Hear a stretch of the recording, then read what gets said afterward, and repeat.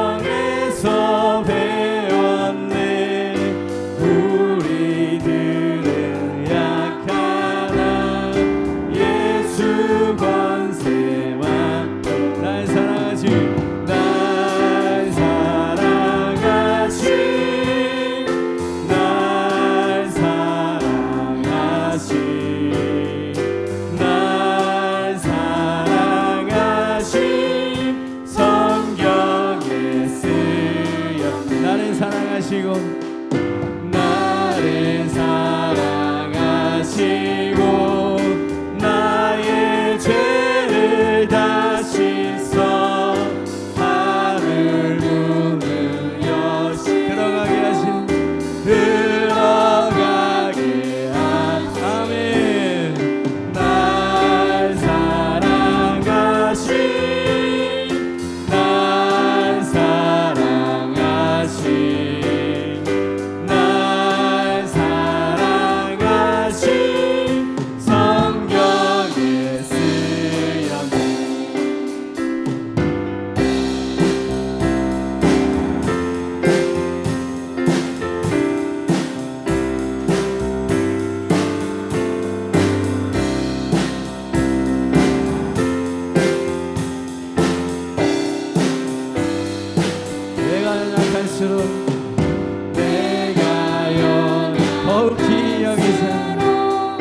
더욱히 여기사 높은 보좌 위에서 낮은 나를 도우신 내가 연약할수록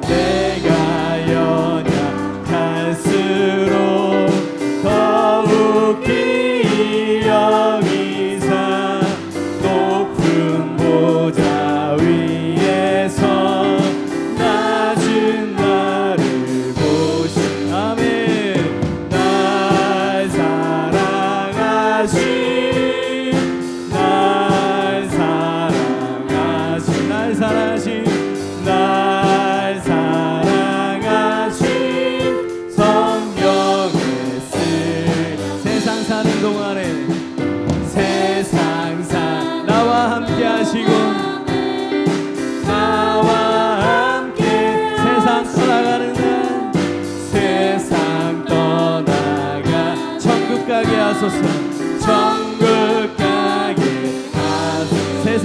동안에 세상 사는 동안에 나와 함께 하시 아멘 세상 떠나가는 날 천국 가기 날 사랑하신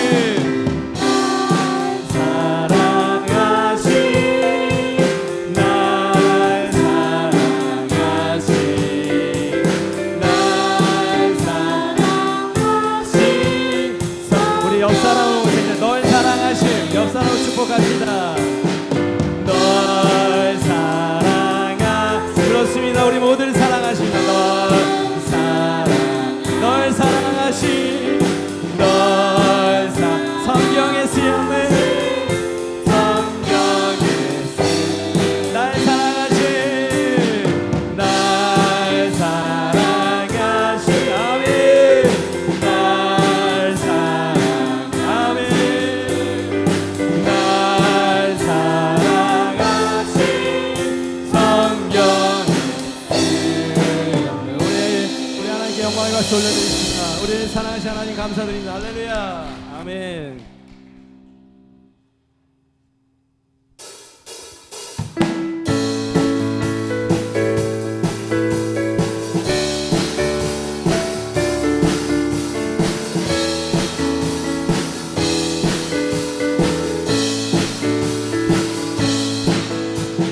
많은 사람들 참 진리를 모른 채 주님 곁을 떠나갔지만 내가 만난 주님은 참 사랑이었고 진리였고 소망이었소 많은 사람들 참된 진리를 모른 채 참된 진리를 모른 주님 곁을 떠나가지 주님 곁을 떠나갔지 내가 만난 주님은 내가 만난 주님은 참 사랑이었고 진리였고 소망이었소 난 예수가 좋다오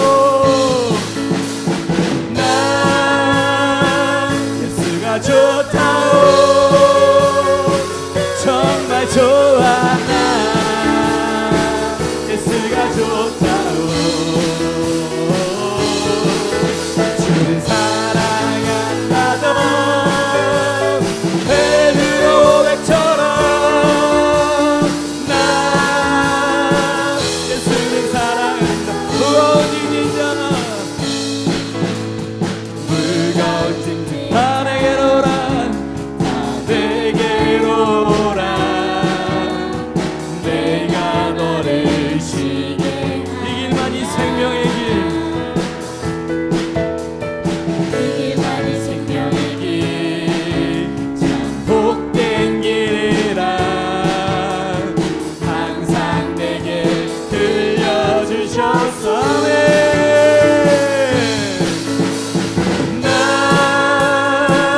예수가 좋다오 정말 좋아 나 예수가 좋다오 주를 사랑한다던 베드로 고백처럼 나 예수를 사랑한다 형제자매요 참된 행복 찾거든 행복을 찾고 예수님을 만나보세요. 예수님을 만나고 그분으로 인하여 그분으로 인하여 참 평안을 얻은 나와 같이 고백할 거요 아멘 아멘 나 예수가 좋다오 정말 좋아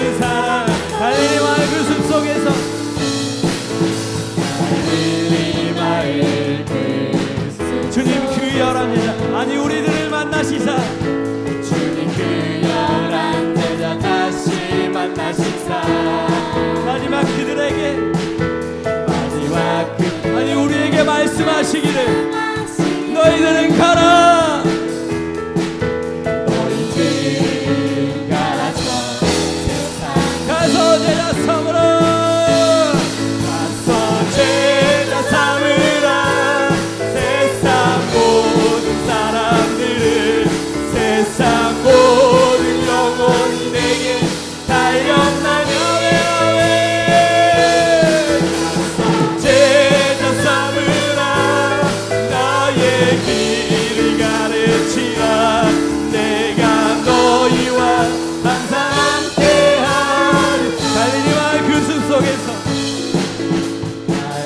달리마의 그 주님 그 열한 제자 주님 그 열한 제자 다시 마지막 우리에게 말씀하시기를 마지막 우리에게 말씀하시 너희들은 가라 너희들은 가라 저 세상 아멘 가서 제자 삼으라 세상 모든 사람들을 세상 모든 영혼 내게 달려나며 가서 제자 삼으라 나의 길을 가르치라 내가 너희와 항상 함께하리 가서 제자 삼으라 가서 제자 삼으라 세상 모든 사람들을 세상 모든 영혼이 내게 달려나며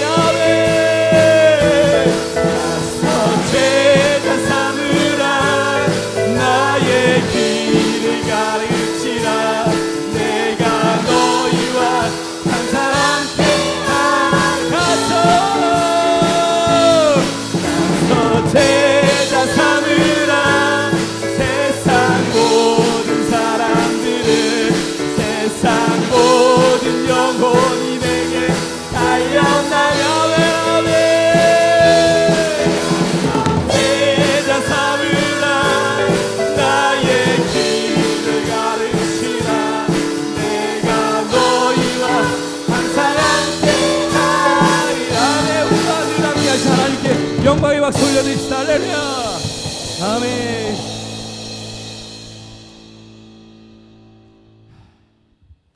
그 크신 하나님의 사랑은요 3절에 나와 있는데요 하늘을 두루마리 삼고 바다를 먹물 삼아도 그 하나님의 사랑을 다 기록할 수 없다고 나와 있습니다 우리가 함께 하신 그 하나님의 은혜는 그만큼 무한대로 있고 우리가 어떤 상황에 처해 있는지 모르겠지만 그것 이상으로 하나님께서 우리를 이끌어 주시고 인도하여 주시고 힘들 때나 어려울 때나 물 가운데 걸어갈 때나 불 가운데 행할 때나 하나님의 사랑이 우리를 지켜주시고 인도하여 주십니다. 그것이 우리의 하나님의 사랑입니다. 그래서 우리가 세상을 향해 달려갈 때 예수 그리스도의 그 복음의 십자가만 들고 오직 예수님께서 우리를 이끌어 주시겠다고 확신하고 나아가는 것입니다. 그래서 우리가 이 시간도 하나님의 은혜로 채우겠다고 결단할 수 있는 그런 귀한 시간이 되었습니다.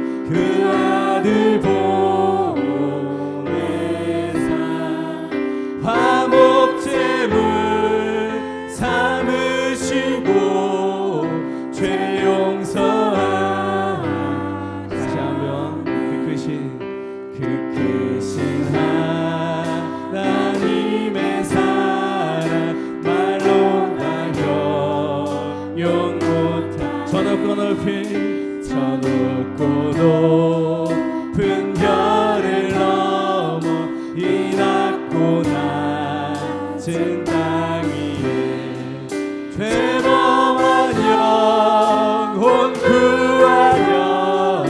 그 아들 보내사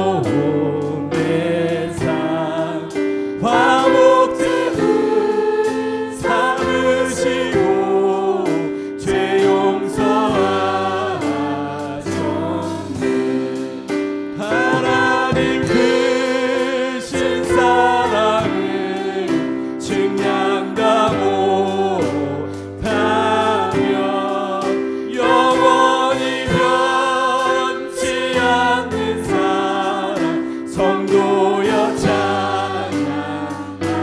괴로운 시절 지나가고 땅 위에 영화 세할 때 주 잊지 않던 영혼들은 큰 소리 외쳐 울어도 주 믿는 성도들에게 큰 사랑 베푸사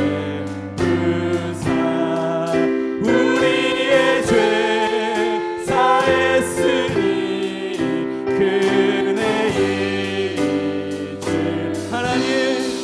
하나님 크신 사랑을 증량다 못하는 영원히 변치 않는 사랑 성도여 찬양하. 하늘을 두루마리 삼고 하늘을 바다를 먹물 삼아도 바다를 먹물 삼아 하나님의 하나님의 사랑 하나님의 다 기록할 수 없겠네. 기록할 수 없 하나님의 크신 사랑 그 어찌 닿았을까. 저 하늘로 비싸도 채우지 못하는 하나님 크신 사랑을 증량다 못하며 영원히 변치 않는 사랑 성도여 하나님 크신 사랑을 증량다 못하며 영원히 변치 않는 사랑 성도여 하나님 크신 사랑을 증량다 못하며 영원히 변치 않는 사랑 성도여 찬양하세. 예배를 위해서 같이 기도하겠습니다. 하늘을 두루마리 삼고 바다를 먹물 삼아도 한없는 하나님의 사랑은 다 기록할 수 없습니다.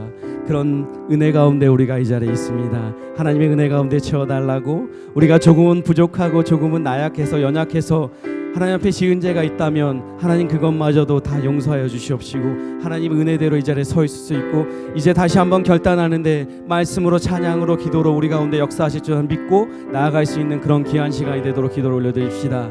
또 특별히 말씀 전하신 우리 담임 목사님께서 기도하겠습니다. 이 시대를 이끌어가기에 부족함 없는 영적 리더자로 세워주시옵시고 말씀 가운데 은혜 가운데 육적으로 영적으로 정말 부족함 없이 오직 하나님의 사랑 가운데 많은 사람들에게 말씀의 메시지가 선포되어질 때 많은 사람들을 만날 때 그 만나는 사람들과 메시지가 선포되어질 때마다 능력의 말씀 사랑의 말씀으로 회복시켜 주시옵시고 치유할 수 있는 그런 은혜의 장들이만 계속 이어질 수 있도록 기도를 올려드립시다. 또 특별히 교회에서 기도하겠습니다. 우리 가운데 선교센터를 짓고 127300의 비전을 실현되어 줄 수 있도록 그렇게 기도를 올려주십시다. 그런데 다른 누군가가 아닌 이 자리에 여기에 서 계신 여러분들을 통하여서 이루어질 수 있도록 기도를 올려주십시다. 나로 인하여서 이루어지고 내가 그 부흥의 현장에 발걸음을 올릴 수 있도록 디딜 수 있도록 기도를 올려주십시다. 또 특별히 마지막으로 이 예배를 위해서 기도하겠습니다. 살아계신 하나님께서 역사하시고 인도하시고 동행하시는 그 하나님께서 이 예배 가운데 우리 개인마다 만나주셔서 회복과 치유와 은혜와 사랑이 차고 넘칠 수 있는 그런 귀한 시간이 되도록 기도를 올려드리겠습니다. 기도하겠습니다. 하나님 아버지 감사합니다. 저희들에게 주님께 나와 주를 찬양하고 예배를 올릴 수 있게 하심을 감사드립니다. 내 삶과 내 마음이 주님 뜻대로 행하지 못함을 고백합니다. 내가 즐겁고 편안하고 내 행동이 중요하며 사랑하는 저희를 용서하여 주시옵소서. 주님, 순종하면서 살아가기를 기도드립니다. 순종으로 살아가는 내 모습을 발견하여 하나님의 살아계심을 느끼게 해 주시옵소서. 이렇게 간절히 기도드립니다. 하나님, 새안교회 비전을 위해 간절히 기도드립니다. 12, 70, 300 비전이 빨리 이루어지길 기도합니다.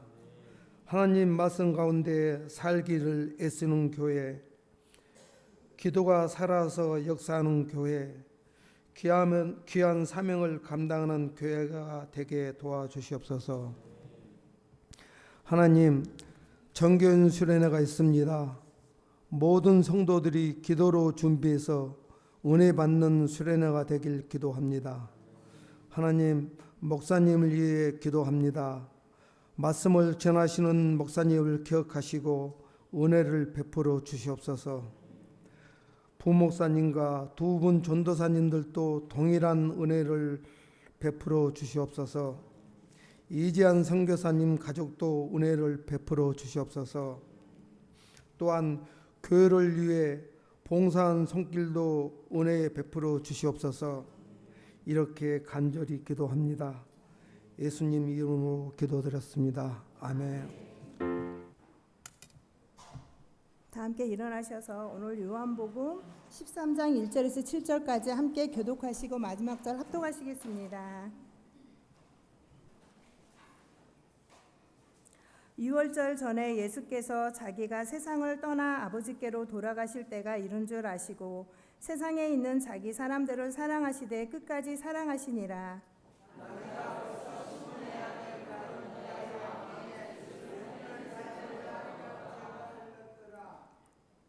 저녁 먹는 중 예수는 아버지께서 모든 것을 자기 손에 맡기신 것과 또 자기가 하나님께로부터 오셨다가 하나님께로 돌아가실 것을 아시고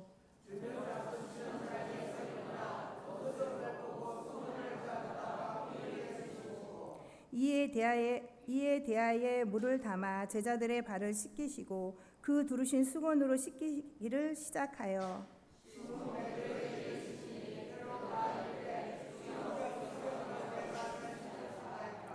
예수께서 대답하여 가라사대 나의 하는 것을 내가 이제는 알지 못하나 이후에는 알리라. 아멘.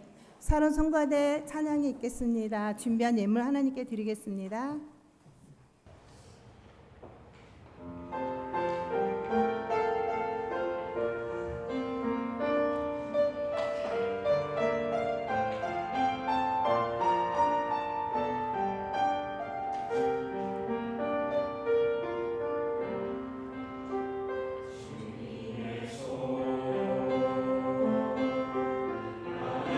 날 붙드시고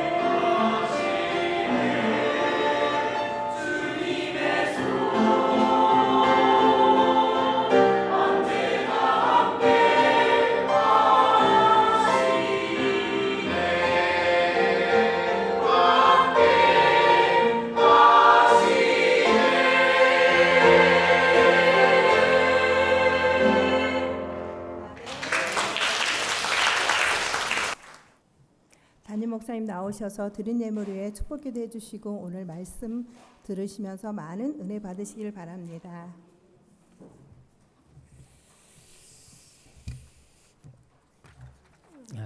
뒤에서 이게 찬양을 들으면서 그런 마음이 좀 들었습니다. 우리 성가대도 그렇고 우리 클래스 찬양팀도 그렇고 오늘따라 가사가 참 좋다라는 느낌을 좀 가졌습니다. 또 성경 본문하고도 잘 맞겠다 이런 마음이 좀 들었는데 또 이것을 준비하기 위해서 우리 얼마나 이 지휘자 우리 인도자분들이 기도를 많이 했을까 그런 마음이 들었습니다. 항상 더 기도하시면서 더 영성이 깊어가서 우리 성도들 또한 찬양으로 더 은혜 많이 받는 은혜가 있으시기를 주님으로 축원합니다.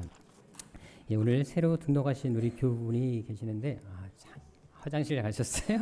예, 그럼 임신하셔서 예, 알겠습니다. 그럼 예배 끝나고 우리 목사님이 나오셔가지고 좀 소개해 주시면 감사하겠습니다. 그럴 수 있죠. 예. 기도 제목 내신 분들 것 제가 한 가지 읽겠습니다. 주님께 드릴 수 있음에 감사드립니다. 우리 이청목 우리 형제 드렸습니다. 드린 예물서 기도하겠습니다. 우리를 부르시고 택하신 아버지 하나님, 하나님의 은혜가 있었기에 이곳까지 올 수 있었고 하나님의 부르심이 있었기에 지금 이곳에 와서 예배 드릴 수 있습니다. 항상 우리를 어여삐 여기시고 늘 돌봐주시는 주님의 은혜를 생각하며 감사의 마음을 담아 준비한 예물을 하나님께 올려드립니다. 이 예물과 함께 저희들의 마음을 받아 주옵시고 우리의 남은 생애가 늘 주를 위한 생애가 되게 하여 주옵소서. 이 시간 드려진 모든 물질들마다 성경에 약속하신 모든 복으로 채워주셔서 하는 일마다 범사마다 하나님의 은혜와 기적이 끊이지 않게 하여 주옵시고 매일매일 감사의 조건이 넘쳐나게 하여 주옵소서. 특별히 기도하는 제목이 있다면 한마디도 땅에 떨어지지 않고 다 응답되게 하여 주옵시고 주님 앞에 가는 그날까지 늘 승리하는 인생, 간절한 인생이 되게 하여 주옵소서. 또한 이 예배를 돕고 성전을 아름답게 하기 위해 항상 수고하며 쓰는 손길들이 있습니다. 교회 학교와 성가대와 찬양대로 식당 봉사와 안내와 차량 봉사로 수고하는 손길들이 있습니다. 그들 한 사람 한 사람 가운데 주님께서 크신 은총을 더하여 주셔서 어디를 가든지 하나님이 늘 함께 하시는 임마누엘의 복이 임하게 하여 주옵시고 주를 위해 사는 사람들이 하나님께로부터 어떤 은총을 누리며 살아가는지 날마다 보여주며 살아가는 산승인들 되게 하여 주옵소서. 존귀하신 예수님의 이름으로 축복하며 기도드립니다. 아멘.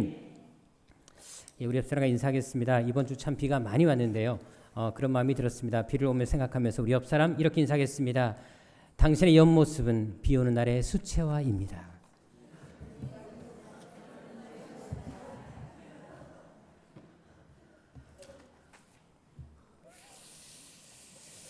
예, 항상 서로를 축복하고 또 아름답게 볼 수 있는 눈을 가진 분들이 또 하나님께로 더 아름다운 은총을 받을 수가 있습니다. 항상 서로를 더 아름답게 섬기고 또 세워주는 우리가 됐으면 좋겠습니다. 전 함께 인사하도록 하겠습니다. 하나님은 여러분들을 향한 놀라운 계획을 가지고 계십니다. 아멘. 감사합니다. 미국에서 실제로 있었던 사건입니다. 한 교회가 있었는데요. 이 교회는 분기마다 이 세족식을 하는 교회였다고 합니다. 그런데 목사님께서 이제 세족식을 할 때 성도들의 발을 씻기지 않습니까? 근데 발을 씻기실 때 꼭 왼발부터 씻겨 주시더라는 것입니다. 근데 우리 문화는 좀 약간 오른쪽에 대해서 좀 약간 선호하는 그런 문화가 있지 않습니까? 다음 주에 그 부분에 대해서 조금 말씀 좀 자세히 드리도록 하겠는데요. 이제 그러다 보니까 이제 장로님 한 분이 목사님께 건의를 하셨다 그래요. 목사님, 이왕 하시는 거 오른발부터 씻겨주시면 좋겠습니다. 라고 말씀드렸다고 합니다. 그랬더니 목사님께서 이렇게 대답하시더라는 거예요. 성경에 어디 왼발 오른발 나와 있냐? 그냥 씻기면 되지라고 하셨다는 거예요. 그래도 이제 장로님이 특별히 또 부탁하셨고 그래서 다음번 세족식을 기다리셨다고 합니다. 근데 다음번에도 또 왼발부터 씻기시는 거예요.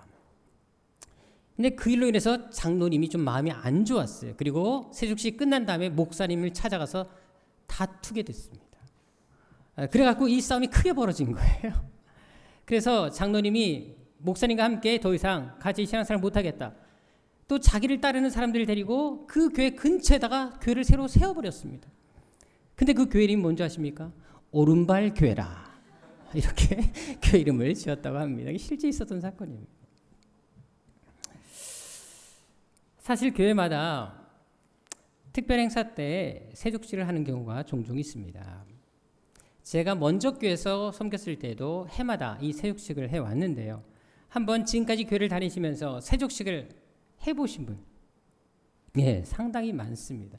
아마 교회를 다녀보신 분들은 세족식을 다 경험해 보셨을 것입니다. 그런데 문제는 이 오른발 교회처럼 세족식의 참 의미와 정신은 잃어버린 채 그냥 세족식의 행사 그 자체로만 만족하는 경우가 의외로 많다라는 사실입니다. 하지만 원래 세족식의 참 의미는 무엇일까요? 왜 예수님께서 갑자기 세족식을 하신 것이겠습니까? 그것을 알기 위해서는 먼저 그 시대에 어떤 상황이 있었는지 알 필요가 있습니다. 원래 예수님 시대 때 이스라엘은 도로가 포장되어 있지 않았습니다. 그리고 기후도 되게 건조했고요. 특별히 이 사막의 모래바람이 자주 불어왔습니다. 그러니까 당연히 먼지가 많을 수밖에 없었습니다. 또한 이게 비가 오잖아요. 우기 때가 되면 땅이 또 진흙탕으로 바뀌어 버립니다. 그러니까 온갖 진흙투성이밖에 없는 거예요. 그러니까 사람들이 그 길을 걷다 보니까 당연히 발이 더러질 수밖에 없었습니다. 게다가 그 시대는 오늘같이 신발이 좋지 않았습니다. 워낙 가난했기 때문에 사람들이 신발을 신지 않고 다니는 사람들도 제법 있었고요. 또 신발을 신더라도 어떤 신발이었냐? 정말 지금처럼 좋은 샌달도 아니고요. 그냥 바닥만 딱 하나 있고 양쪽에 구멍을 뚫어서 그냥 끈으로 묶어놓은 그런 샌달을 신고 다녔습니다. 당연히 발에는 오물, 먼지가 묻을 수밖에 없었습니다. 그래서 외출 후에 자기 집에 돌아오거나 아니면 다른 집을 방문하게 되면 반드시 집에 들어가기 전에 손과 발을 씻었습니다. 그래서 이스라엘 그 시대 집마다 반드시 문 앞에는 물 항아리가 준비되어 있었습니다. 요한복음 2장 6절에 보게 되면 가나의 혼인잔치 때 바로 동물 항아리 6개가 준비된 것도 바로 이렇게 그 집에 들어가기 전에 손발을 씻는 용도였습니다. 자, 그런데 손님이 어떤 집을 방문하게 되면요, 그 손님의 발, 또 그 집 주인의 발을 씻겨주는 사람이 따로 있었습니다. 그것은 그 집안에서 가장 신분이 낮은 사람 또는 노예가 그 일을 했는데요. 특별히 노예 중에서도 가장 천한 위치에 있는 사람이 그 발을 씻겼습니다. 그렇다면 예수님과 제자들은 어땠을까요? 당시 예수님은 그리고 제자들은 누군가로부터 이제 다락방을 제공받아서 거기서 마지막 만찬 식사를 하고 있었습니다. 오늘 본문 3절에도 보게 되면 저녁 먹는 중에 이 세족식이 일하는 것을 볼 수가 있는데요. 이미 식사가 상당히 진행되었다라는 사실을 알게 됩니다. 그렇다면 식사 전에 당연히 누군가가 발을 씻겨주는 것이 정상이었다라는 것입니다. 하지만 식사 중간에 이 세족식이 있었다라는 것은 뭐를 말하겠습니까? 그때까지 아무도 발을 씻지 않고 이 식사에 참여했다라는 사실을 우리에게 분명히 말해주고 있는 것입니다. 자, 그렇다면 그 이유가 무엇일까요? 아니, 왜 당연히 이스라엘 사람들이라면 그 문화 속에서 어떤 집에 가든지 간에 가장 먼저 손과 발을 씻는 것이 정상이었는데 뭐 손은 좀 씻는다 할지라도 왜 발까지 씻지 않고 그렇게 식사에 참여했겠습니까? 그것을 알기 위해서는요, 당시 제자들이 이곳에 오기까지 어떤 마음을 품고 왔는지 알 필요가 있는데요.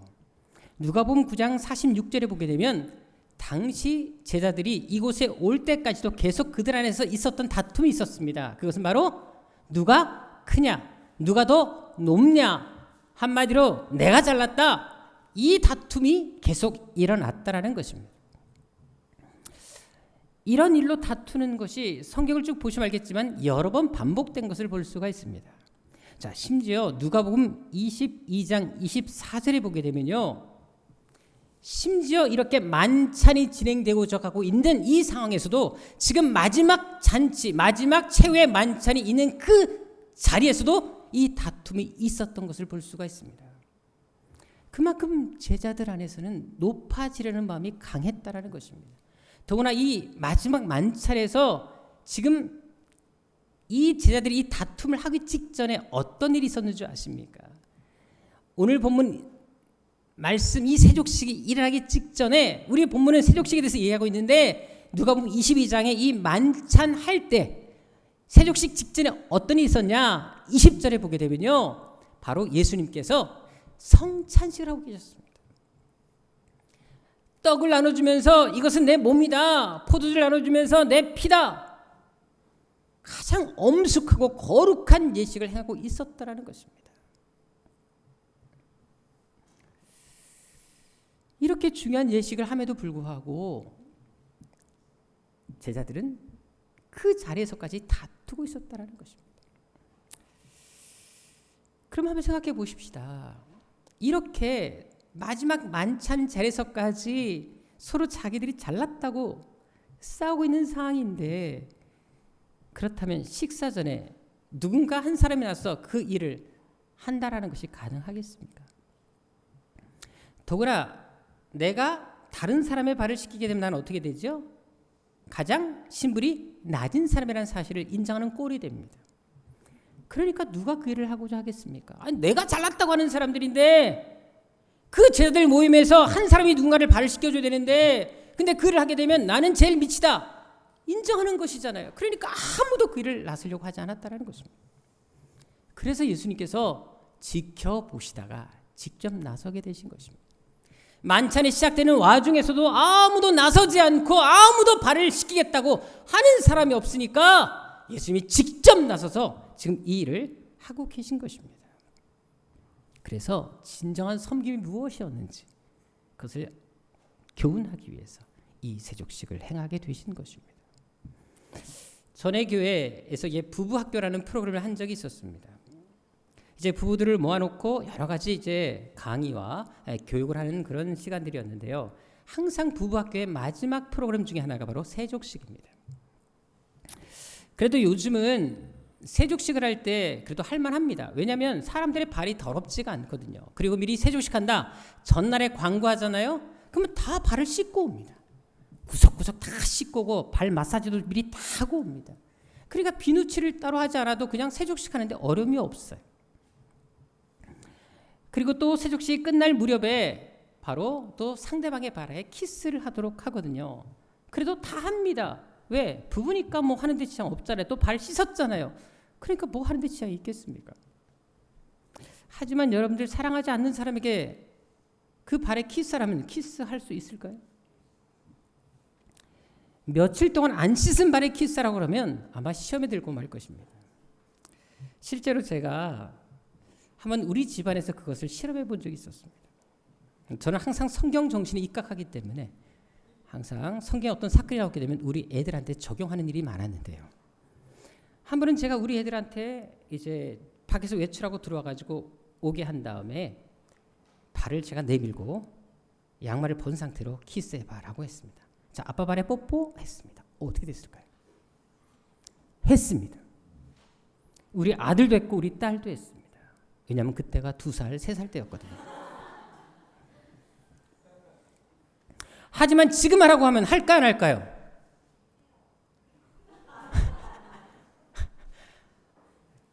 우리 딸의 대답이 아니라 청년의 대답이었고요. 그가 동시에 우리 딸이 그 청년을 째려보았습니다. 우리 애들 절대 안 합니다. 저는 확신할 수 있습니다. 아무것도 모를 때 할 수 있지요. 근데 성인이 됐고 다 컸는데 어떻게 발에 키스합니까? 여러분 가족도 쉽지가 않고 심지어 부부도 나갔다 와서 뽀뽀해봐 빰 맞습니다. 여러분들. 절대 할 수가 없습니다. 연인 사이라 해도 여러분들 발 씻겨주는 것도 쉽게 할 수 있는 일이 아니거든요. 자, 그렇다면 당시 제자들이 어땠을까요? 연인 사이도 아닙니다. 경쟁 상대입니다. 내가 저 사람을 밟아야지만 내가 올라갈 수 있거든요. 그런데 어떻게 발을 씻겨줍니까? 상대방의 그 더러운 발을 어떻게 씻어줄 수 있겠습니까? 그러니까 아무도 안 나선 거예요. 마음속으로 내심 네가 해야 돼, 네가 해야 돼 하고 있었다라는 것입니다. 하지만 예수님이 어떻습니까? 제자들의 발을 다 한 사람씩 씻겨주십니다. 더구나 당시 제자들은요, 이 만찬 자리에 오기 전에 베단이라는 곳에서 이곳까지 이동해 왔습니다. 당연히 발이 더러워진 상태였습니다. 그래도 기꺼이 나서서 그들의 발을 씻겨주는 것을 보십시오. 게다가 당시 제자들은 예수님에 대해서 어떤 마음을 품고 있었는지 아십니까?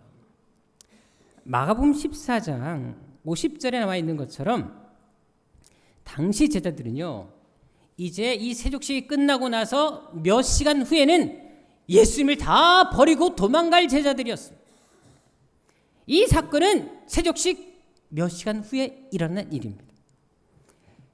자기들이 살자고 스승도 버린 사람들, 이들이 바로 제자들이었다라는 것입니다. 게다가 이 제자들 중에 가룟 유다는 어떻습니까? 오늘 본문 2절에 나와 있는 것처럼 이미 예수님을 배반하기로 결심을 했고요. 그 일을 추진하고 있던 상황이었습니다. 자, 그런데 이 모든 사실을 예수님은 아셨다 모르셨다? 11절에 보게 되면 너무나 잘 알고 있었습니다. 누가 나귀를 팔지, 이 사람들이 나를 어떻게 버릴지 너무나 잘 알고 있었습니다. 그런데도 이 모든 상을 아시면서도 어떻게 보면 나를 배반할 자임을 알면서 불구하고 그들의 발을, 그것도 더러운 발을 씻겨주고 계셨다라는 것입니다. 더구나 당시 만찬 자리에서 가장 영광스러운 자리는 누가 앉았겠습니까? 또한 예수님은 누구로부터 세족식을 시작했을까요? 우리 성경은 그것이 나와 있지 않지만 제가 확실하게 그 답을 오늘 해드리도록 하겠습니다.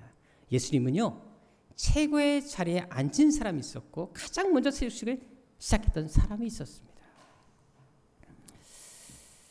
자, 먼저 PPT 사진 한 장 보도록 하겠습니다. 자, 그때 세족식을 이해하기 위해서는 먼저 만찬 자리 그리고 식사의 위치와 자세를 알 필요가 있는데요. 자, 레오나르도 다빈치의 최후의 만찬이라는 그림입니다. 뭐 워낙 유명한 명화로 알려져 있는데, 자, 이 그림은 맞다 틀리다? 틀렸습니다. 이미 저에게 성경부를 하신 분들은 이 그림이 얼마나 잘못되어 있는지, 그리고 성경에 대해서 얼마나 이분이 무지했는지를 말해주고 있습니다. 그 당시 유대인들은 식사를 이렇게 식탁에 앉아서 하지 않았습니다. 다음 장 보도록 하겠습니다. 이렇게 그 당시 유대인들은요, 식탁이 있으면 디귿자형으로 있었고요. 그리고 몸을 기대어서 왼쪽을 기대한 다음에 오른손으로 음식을 이렇게 먹었습니다.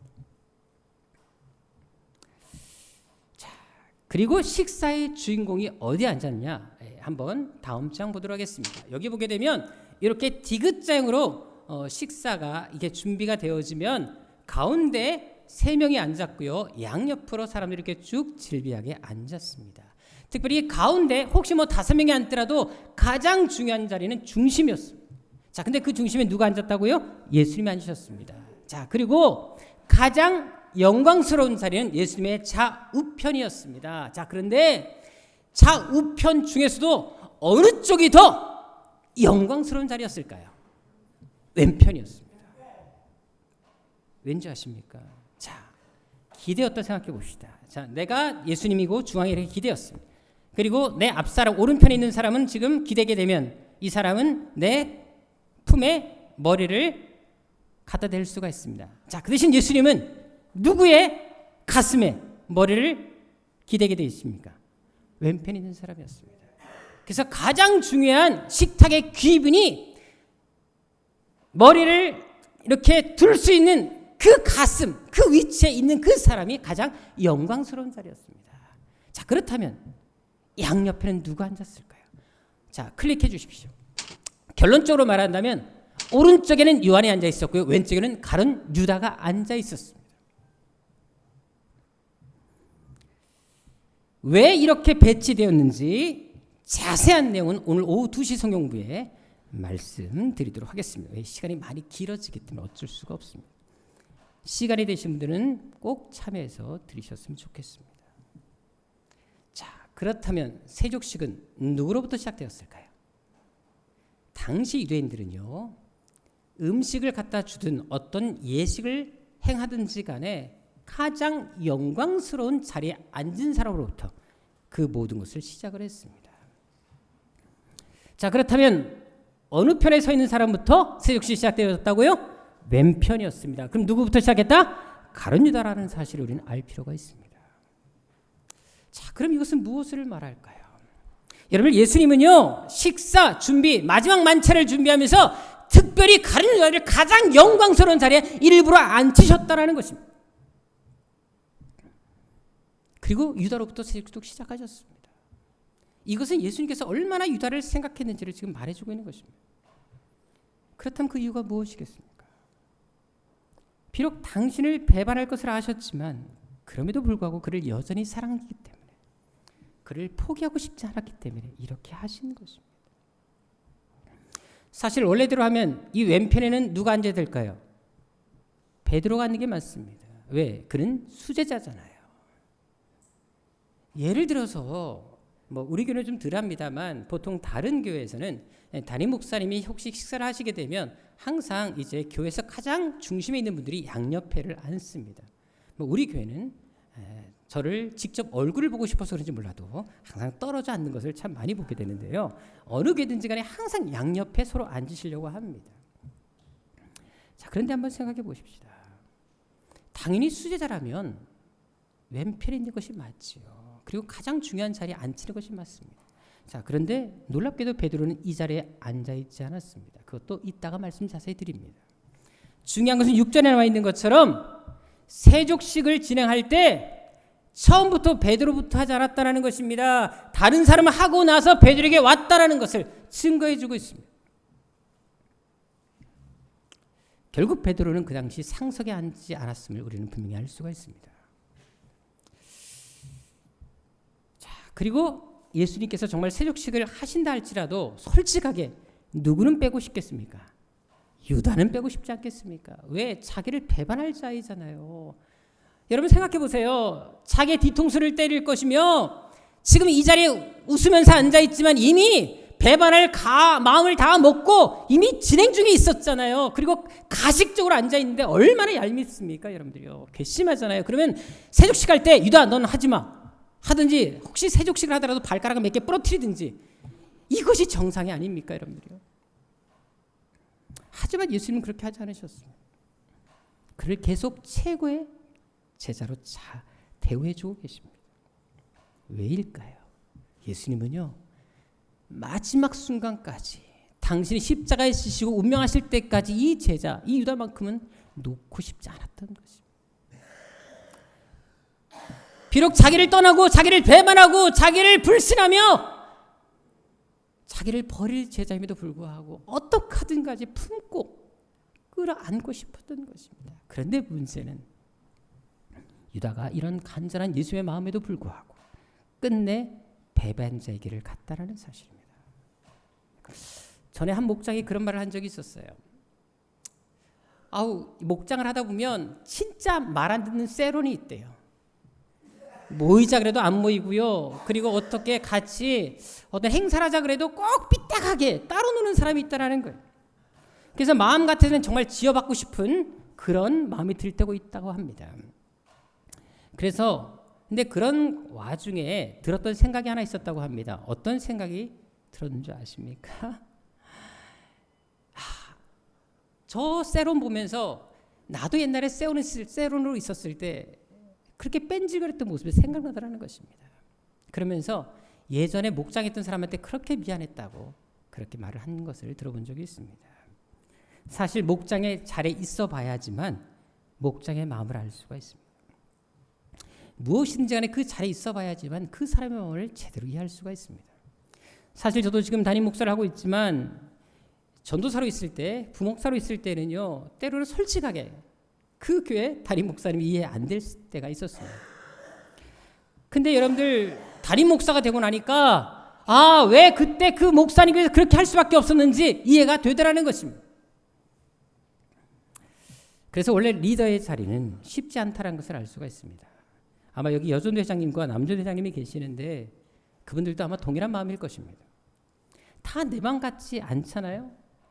다들 열심히 좀 했으면 좋겠는데 그렇지 않을 때 솔직하게 좀 마음이 안 좋지 않습니까? 자, 그럼 예수님은 어땠을까요? 이런 제자들을 바라면서 얼마나 답답했겠습니까? 제자들 누구 하나 예수의 마음을 몰라줍니다. 내가 왜 세족식을 하고 있고 지금 왜 성만찬을 하고 있으며 왜 이 마지막 만찬을 준비했는지 아무도 그 의미를 몰라주고 있습니다. 가장 믿었던 유다까지 배반의 길을 가고 있습니다. 그 자리는 예수님에게 뼈아픈 자리였다라는 것입니다. 게다가 이 세족시 이후에 예수님은 몇 시간 후에 십자가에 못 박히시는 줄 아십니까? 자, 이때가 저녁 무렵이었다고 나오는데요. 이때는 주로 오후 6시 이후를 말합니다. 그리고 예수님이 십자가에 못 박히신 것은 다음날 오전 9시였습니다. 자, 그렇게 계산한 다음에 예수님은 죽음을 채 9시간도 남겨두지 않는 상태였습니다. 예를 들어서 내가 지금 9시간 후에 제가 죽는다고 생각해 보십시다. 저는 여러분들을 향해서 어떤 마음을 품고 있고 정말 잘해보려고 하는데 여러분들은 저의 죽음에 대해서 전혀 아랑곳하지 않게 된다면 솔직히 제 마음에 얼마나 큰 상처가 있겠습니까? 지금 예수님이 그런 상태라는 것입니다. 9시간에는 만에는 금방 예수님이 돌아가실 건데 그 죽음에 대해서 전혀 아랑곳하지 않고 서로 잘났다고만 싸우고 있는 쟤들을 보면서 얼마나 답답하셨겠습니까? 자, 그런데도 이 모든 것을 아시면서도 그들의 더러운 발을 씻기십니다. 이들을 포기하지 않고 계십니다. 이유가 무엇이겠습니까? 오늘 본문의 그 해답을 말씀해 주고 있습니다. 1절에 보게 되면 예수님께서 자기 사람들 사랑하셨다는 것입니다. 여러분들 양은 목자를 버려도 목자는 양을 못 버립니다. 자기 사람들을 사랑하십니다. 그것도 어떻게 사랑했다고요? 끝까지 사랑하십니다. 그러니까 발을 씻길 수 있는 것입니다. 사실 사람은 자기에게 잘해주는 사람을 더 좋아합니다. 하지만 예수님은 그렇지 않았다는 것입니다. 예수님의 사랑은 조건적이지 않았다는 것이에요. 사랑할 대상을 따로 정해놓고 있지 않았다는 것입니다. 그래서 배반할 것을 아시면서도 더러운 발을 씻기시는 것입니다. 상처를 받을지라도 그들을 끌어안으시는 것입니다. 예수님의 살아생전에 예수의 마음을 전혀 몰라준다 할지라도 그래도 그들을 품고 가고 싶으셨던 것입니다. 사실 공동체 안에 생활하다 보면은 우리도 뭐 그렇지 않습니까? 상처받을 일이 있습니다. 정말 좋은 의도를 가지고 해도 때로는 힘들 때가 있고요. 상대방이 내 마음을 몰라줘가지고 속상할 때가 왜 없겠습니까? 하지만 저는 그런 마음이 있습니다. 우리 새한교만큼 좀 달라져야 되지 않겠습니까? 예수님처럼 좀 해야 되지 않을까요? 속상하고 서운해도 섬긴 만큼은 포기하지 않겠다. 오히려 힘들수록 아플수록 더 헌신의 자리, 은혜의 자리에 나아가겠다, 머무르겠다. 그런 마음을 갖고 하나님을 섬길 수 있다면 하나님께서 우리 때문에 얼마나 힘이 나시겠습니까? 남들은 다 하지 않는다 할지라도, 남들은 다 섬김을 포기한다 할지라도 예수님 내가 있잖아요, 힘내세요 라고 말할 수 있는 사람이 된다면 과연 예수님께서 우리의 삶에 놀라운 은혜로 채워주지 않겠습니까? 사실 우리 교회 앞 화단에 보게 되면 큰 나무 3그루가 있다는 거 아십니까? 근데 그 중에 제일 작은 나무가 바로 파키라라는 나무인데요. 원래는 이게 키가 제일 컸어요. 작년까지만 하더라도 키가 제일 커가지고 제가 서도 저보다 훨씬 컸어요. 180이 넘는 나무였습니다. 근데 어느 순간부터 이게 잎이 다 떨어지더라고요. 그리고 줄기가 다 말라버렸습니다. 그래서 정 목사님과 제가 보면서 이 나무 죽었네요. 그래서 그냥 위를 다 잘라버렸습니다. 그래서 한 크기가 한 50cm 정도? 그 정도로 놓고 다 잘라버렸어요. 그리고는 더 이상 이 나무에 희망이 없다. 그래서 어떻게 한 줄 아시면 저 주장 쪽으로 쳐놨어요. 나중에 버리려고. 그런데 얼마 있다 보니까요. 분명히 죽은 나무 같은데 거기에 싹이 나기 시작하는 거예요. 원줄기 큰 밑에서도 싹이 나더라고요. 가지가 아니라 너무 신기했어요. 여러분들 혹시 이따가 예배 끝나고 나서 한번 나가서 봐보세요. 정말 신기하게 자랐습니다. 그래서 다시 화단에 갖다 놨어요. 버렸다가 다시 갖다 놨어요. 한번 사진 보도록 하겠습니다. 자, 저기 맨 아래. 저게 원래 180이 넘던 나무였었어요. 근데 저 나무를 제가 잘랐거든요. 이게 폭이 이제 얘는 틀렸다. 아무것도 없었어요. 근데 세상에 보세요. 정말 신기하게 자랐습니다. 옆에 원줄기에서 다 싹이 나고 가지가 나와가지고 보세요. 너무 예쁘지 않고 군대 같지 않나요? 오히려 세 개 중에 제일 예뻐요. 제가 수요일 날 교회 오면서 그 앞에 딱 멈춰섰어요. 너무 예쁜 그 이 나무가. 그래서 그 나무를 보고 있으니까 이 나무가 저한테 그런 말을 하더라고요. 물론 제 생각입니다. 저에게 하는 말이에요. 목사님, 나 버리신 거 실수했지요? 어떤 상이도 난 절대 죽지 않아요. 내 생명 포기하지 않아요. 더 멋진 모습 보여서 이렇게 사랑받을 거예요. 하더라고요, 여러분들이요. 파키라 나무 생명력을 보면서 그런 생각이 들었습니다. 이 나무처럼 우리 역시 이런 생명력, 영성, 믿음의 영성을 가지고 있다면 얼마나 좋겠습니까? 짓밟혀도 상처받아도 다시 일어나겠습니다. 힘들어도 좌절하지 않겠습니다. 더 열심히 살아내겠습니다. 우리 새학교 성도들이 바로 이런 성도들이 되시기를 주님으로 축원합니다.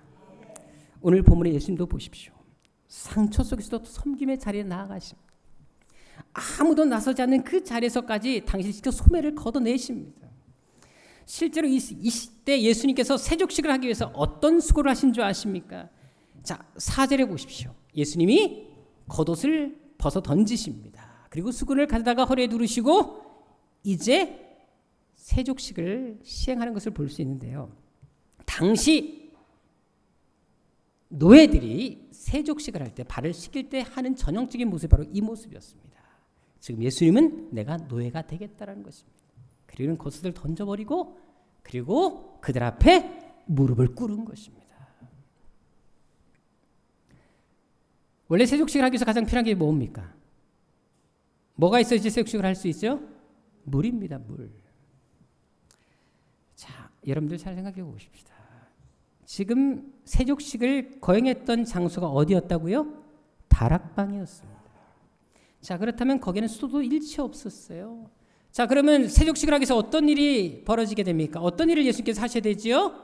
물을 뜨러 내려갔다가 가지고 올라와서 발을 씻긴 다음에 또 그 물 갖고 또 다른 사람 씻길 수 있어요? 없어요? 자, 다른 사람 씻긴 발에 다시 내가 발 씻긴 다음에 씻겠습니까? 그것도 흙탕물일 텐데 예수님은 한 사람 한 사람을 씻기기 위해서 어떻게 했다고요? 물을 적어도 12번 풀어갔다가 다시 버리고 이것을 반복했다는 사실을 우리는 알 필요가 있습니다. 자, 예수님은 세족식을 하기 위해서 지금 온몸에 땀으로 범벅이 된 상태였다는 것입니다. 그런데도 왜 이런 수고를 하십니까? 왜 이렇게까지 하십니까? 14절에 그 이유를 이렇게 말씀합니다. 바로 제자들로 하여금, 우리로 하여금 예수님처럼 그렇게 섬기며 살도록 더 낮은 자리, 더 힘든 자리, 그 자리에서 우리의 일들을 감당하라고 이렇게 보여주신 것입니다. 특히 여기 옳다라는 말을 주목하셔야 됩니다. 이 옳다라는 말은 우리 성경에는 그냥 그렇게 들릴 수가 있겠지만 원어적인 의미를 보게 되면 원어 성경에는요, 어떤 빚진 사람이 빚을 반드시 갚아야 되는 일, 우리가 마땅히 해야 될 의무를 나타낼 때 이 단어가 쓰여지고 있습니다. 여러분, 이것은 이렇게 섬기는 사역은 선택이 아니라는 것입니다. 예수 믿는 사람에는 마땅히 해야 될 이름을 지금 예수께서 보여주고 계십니다.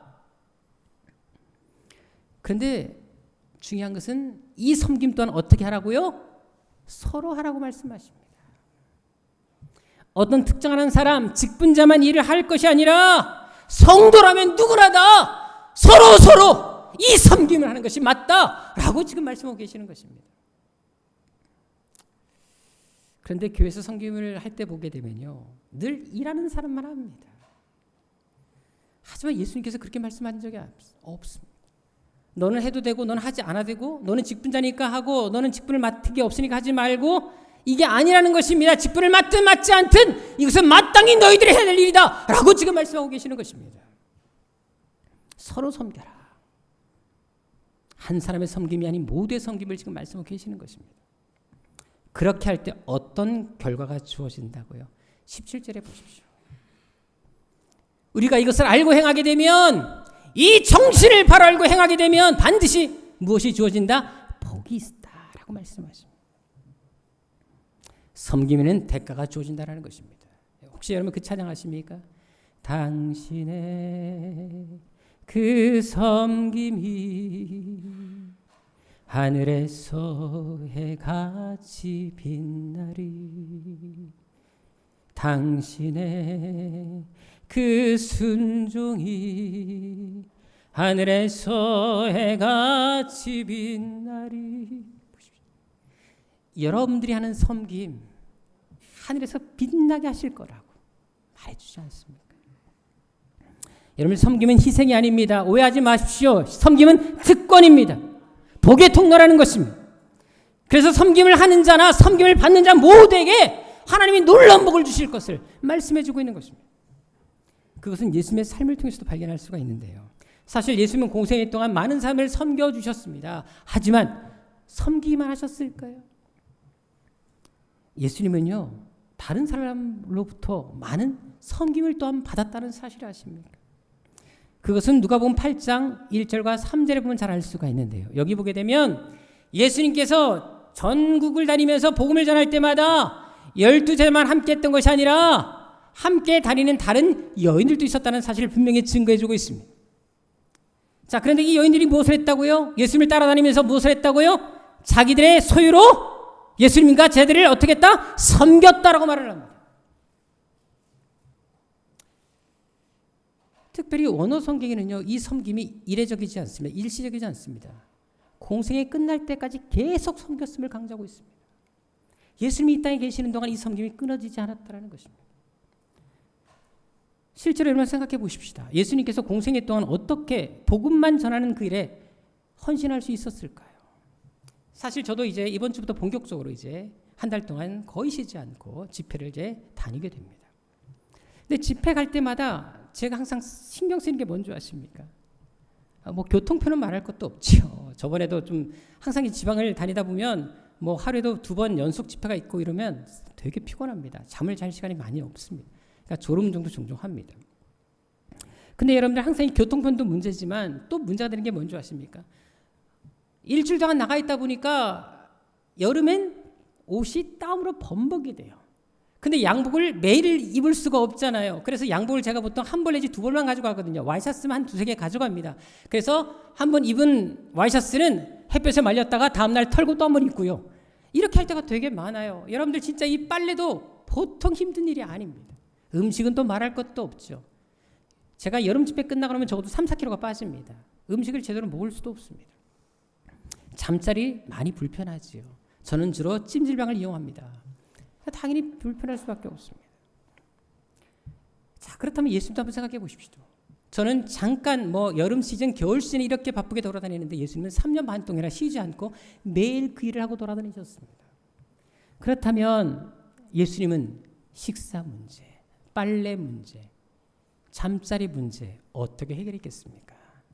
그렇다고 예수님이 돈이 있었던 것도 아니고 제자들도 돈을 버는 입장이 아니었었어요.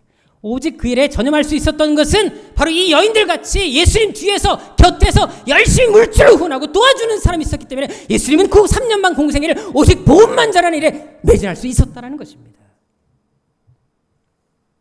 그래서 이 여인들의 섬김으로 인해서 예수님의 사역이 더 풍성했던 것입니다. 실제로 예수님이 당시 입으신 옷을 보더라도 이 여인들의 헌신이 얼마나 대단했는지 알 수가 있는데요. 자, 질문. 예수님이 입으신 옷이 비싼 옷이었을까요? 싼 옷이었을까요? 자, 우리는 어떻게 생각하죠? 예수님께서는 머리 둘 것도 없고 매우 가난하게 살다가 가신 걸로 알고 있습니다. 물론 예수님이 사차게 살았다는 건 아닙니다. 그런데 예수님이 입고 계신 그 옷은 어떤 옷이었을까요? 이것도 이따가 말씀을 드릴까요? 이것은 말씀드리도록 하겠습니다. 자, 원래 유대인들은요, 옷을 입을 때 속옷과 겉옷을 입었습니다. 그런데 속옷은 쌌어요. 바느질 해가지고 이렇게 괴어갖고 이제 옷을 만들었기 때문에 되게 쌌고요. 겉옷은 비쌌습니다. 그래서 겉옷은 속옷보다 훨씬 가치가 있었기 때문에 또 겉옷이 워낙 그들에겐 중요했기 때문에 이 겉옷은 누구에게 빌려주더라도 반드시 저녁에 돌려받았습니다. 그리고 다른 사람도 이 겉옷은 취해갈 수가 없었습니다. 그런데 당시 속옷은 우리가 생각하는 그런 런닝, 팬티 그런 옷이 아닙니다. 소매가 짧았고요. 그리고 무릎까지 내려오는 약간 원피스 같은 그런 옷이었습니다. 자, 그런데 당시 옷들 중에요, 겉옷 이상으로 비싼 속옷이 있었습니다. 쉽게 말하면 이 원피스가 있었는데 상당히 고가의 속옷이 있었습니다. 그것은 바로 바느질을 하지 않고 옷을 처음부터 만들 때 아예 통째로 짜서 만든 옷이 바로 그 옷이었습니다. 이 옷은 당시 귀족들과 대제사장들, 최고의 권력가들을 입을 수 있는 옷이었습니다. 자, 그렇다면 예수님께서 입으신 속옷은 어떤 옷이었을까요? 자, 요한복음 19장 23절을 가보도록 하겠습니다. 자, 거기 보게 되면 나중에 예수님께 십자가에 지셨을 때 예수님이 입고 계셨던 옷들을 군병들이 서로 나눠 갖는 것을 볼 수 있습니다. 자, 그런데 군인들이 예수님의 무엇을 취했다고요? 속옷을 취합니다. 야, 우리 생각에서는 아니 남이 있는 속옷 뭐 하려고 그렇게 취하려고 합니까? 근데 놀랍게도 예수님의 속옷을 놓고 군병들끼리 서로 싸웁니다. 그리고 제비까지 뽑아서 서로 취하려고 하는 것을 볼 수 있습니다. 왜였을까요? 자, 이 옷은 어떤 옷이었다? 바느질을 하지 않고 위에서 통으로 짠 것이었습니다. 어떤 옷이었다고요? 그 당시 귀족들이 입었던 옷입니다. 비싼 옷이었다는 것입니다. 한마디로 지금 예수님께서 입고 입은 이 옷은 다른 사람으로부터 선물 받은 옷이었다는 것을 우리는 알 수가 있습니다.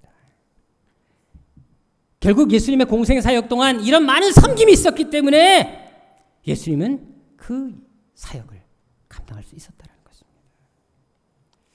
그래서 우리 역시 마찬가지입니다.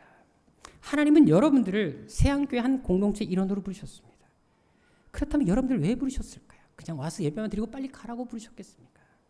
이곳에서 훈련받고 이곳에 성장해서 정말 하나님을 제대로 섬기는 사람이 되도록 하기 위해서 부르신 것이 아니겠습니까?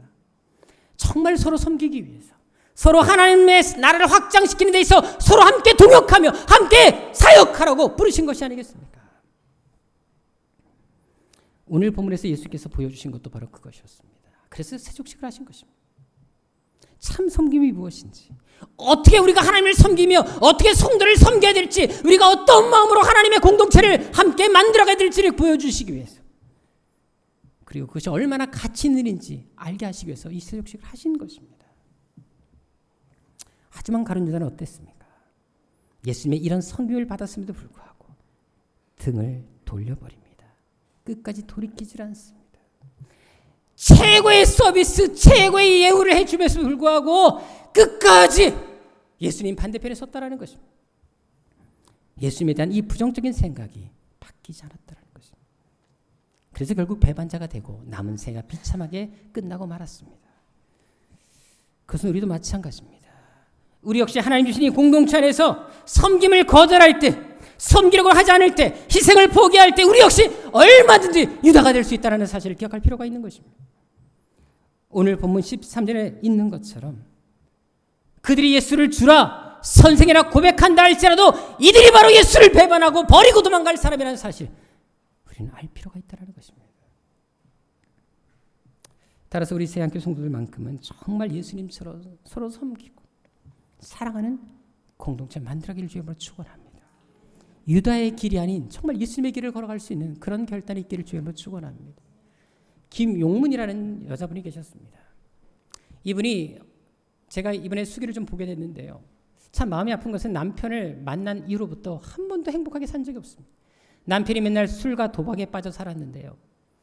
그래서 결국 본인이 이제 행상을 하면서 머리에 물건을 일고 다니면서 장사를 하는 그렇게 고달픈 인생을 사셨는데 그래도 남편이 거기서 돌아오지를 않습니다. 근데 여러분들 그 물건을 이고 다니다 보니까 결국 어떤 일이 생겼냐, 이 골반이 계속 문제가 생긴 거예요.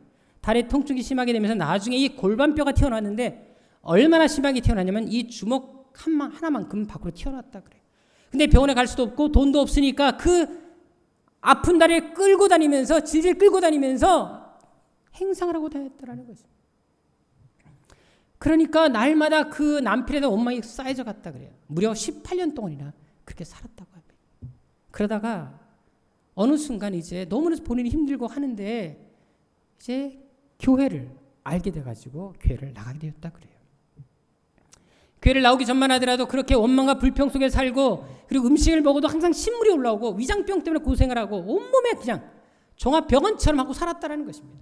근데 교회를 나와서 말씀을 듣고 예배에 참석하면서 훈련을 받다 보니까 하나님의 사랑, 예수의 십자가의 용서에 대해서 너무나 많은 것을 알게 되었다는 것입니다. 근데 그것을 듣고 알매도 불구하고 남편에 대해서는 쉽게 용서가 되지 않더라는 것입니다. 그래서 하나님 앞에 그랬다는 것입니다. 하나님, 내 남편 섬기길 원합니다. 십자가의 산 앞에 내 남편을 용서하길 원하고 사랑하길 원합니다. 하나님께 기도하기 시작했다고 합니다. 근데 그렇게 기도하는 순간 그렇게 속에서 신물이 올라왔던 위장병이 싹 고침을 받았습니다. 그리고 더 신기했던 것은 그 기도를 끝난 다음 날 자고 일어났더니 골반뼈 주먹만하게 튀어나왔던 것이 쏙 들어가고 완전히 치유가 됐다는 것입니다. 그러면서 하나님 앞에서 이 상처와 아픔 속에서도 그것을 끌어안고 끝까지 섬기기로 결심하니까 이런 복이 임했다라는 것을 가진 것을 본 적이 있습니다. 그것은 우리도 마찬가지죠. 아무리 상처를 받았다 할지라도 속상하다 할지라도 그래도 하나님의 은혜, 사랑을 알고 있다면 우리가 먼저 손을 내밀어야 되지 않겠습니까? 상처와 미움과 분노는 우리를 죽이는 하나의 지름길이라는 사실을 우리는 기억할 필요가 있습니다. 계속 그런 속에 머물게 되면 유다처럼 우리는 그렇게 배반자의 삶을 살 수밖에 없는 것입니다. 하지만 상처받았다 할지라도 더 믿음의 자리에 나아가고 속상하고 마음 아플지라도 하나님이 말씀하신 그 뜻대로 내가 먼저 섬김의 희생의 길을 걸어간다면 하나님이 반드시 여러분들에게 오늘 성경이 약속하신 그 복들, 이를 알고 행하면 복이 있으리라, 여러분의 삶의 치유와 능력과 은혜를 베풀어 주실 것입니다. 우리 새한교회가 바로 이렇게 한 마음으로 다시금 섬김의 자리, 믿음의 자리, 헌신의 자리, 희생의 자리에 함께 머무르며 이 공동체를 아름답게 만들어가는 여러분 되시기를 주님으로 축원합니다. 기도하겠습니다. 아버지 하나님, 우리가 이 땅을 살아가면서 각자에게 맡겨진 십자가가 있습니다. 그 십자가 어떤 십자가든지 간에 아무리 힘들고 아프다 할지라도 기쁨으로 감사함으로 지게 하여 주옵시고, 우리 공동체 안에서 어떤 모임 안에서 아니면 가정 안에서 아니면 회사 안에서 내가 상처를 받고 마음 아프다 할지라도 속상을 함 힘들어하지 말고 오히려 그것을 기도 제목 삼게 하여 주시고, 예수님께서 가셨던 그 길처럼 내가 섬김의 자리, 헌신의 자리, 희생의 자리에 머무르는 하나님의 사람들이 되게 하여 주옵소서. 그래서 하나님의 복들을 우리도 누리며 간절한 삶 되게 하여 주옵소서. 존귀하신 예수님의 이름으로 기도드립니다. 우리 십자가를 질 수 있나? 우리 다 같이 일어나서 찬양드리겠습니다.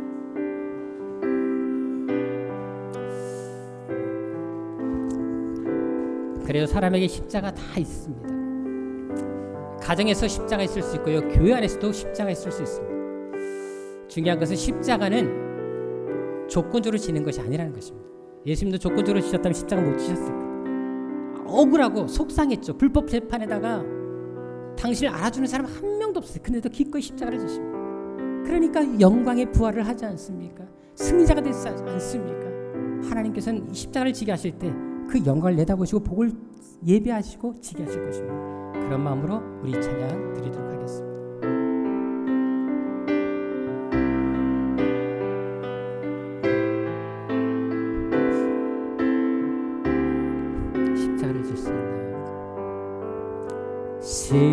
십자가를 질 수 있나요? 십자가를 질 수 있나?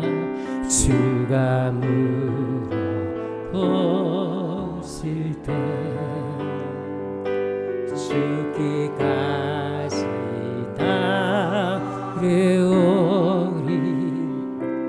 저들 대답하였다.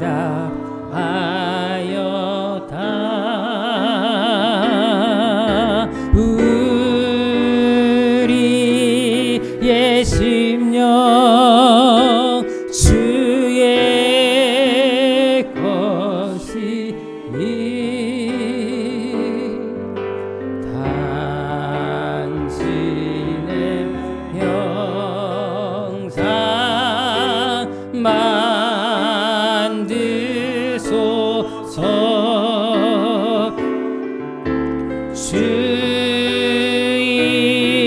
주인도 따라 살아갈 동안 사랑과 충성 늘 우리의 심령 우리의 심령 주의 것입니다. 우리의 심령 주의 것이며 그런 믿음의 고백을 가지고 이 찬양 드리겠습니다. 우리의 심령 우리의 심령 주의 것이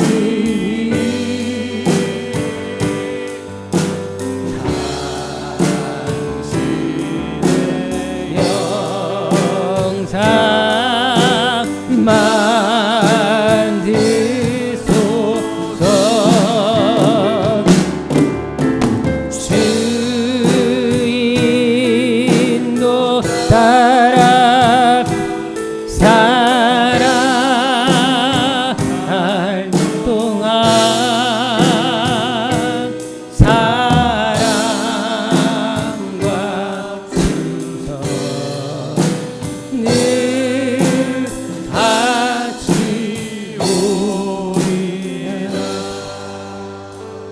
이 시간 우리 함께 기도하도록 하겠습니다. 그래요 여러분, 하나님은 우리에게 각자에게 분명히 십자가를 지게 하십니다.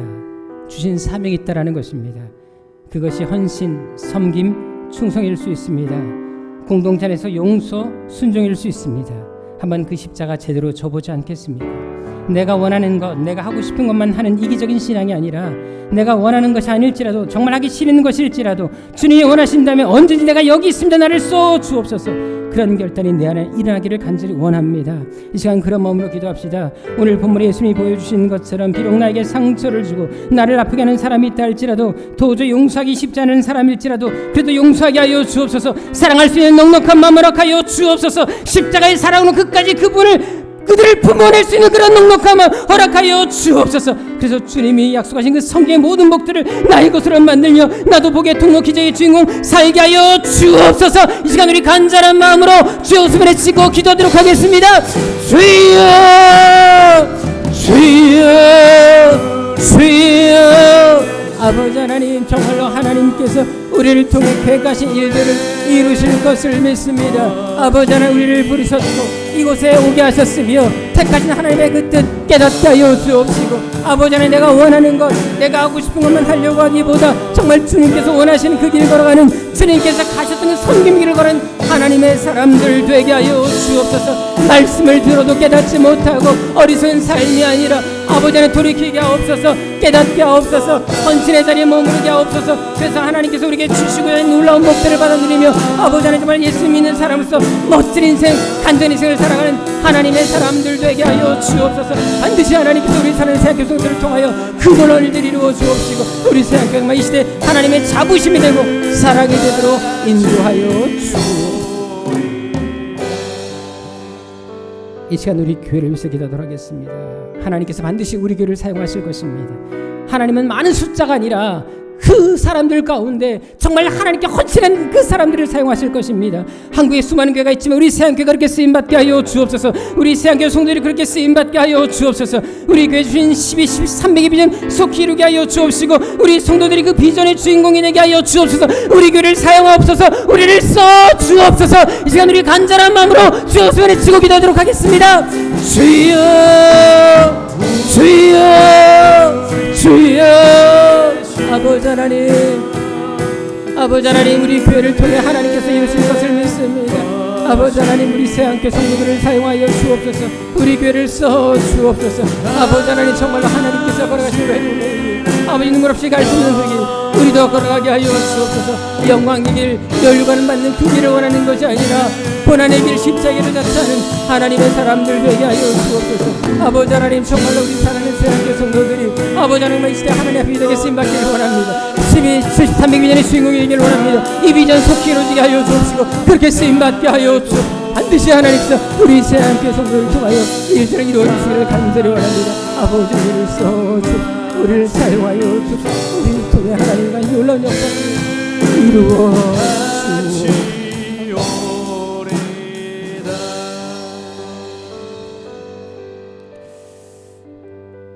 하나님은 우리에게 거저 십자가를 지게 하지 않으십니다. 십자가를 지게 하실 때는 그것을 감당할 힘을 주실 것이며 그 십자가를 지고 났을 때 우리에게 주실 영광이 반드시 대비되어 있음을 믿습니다.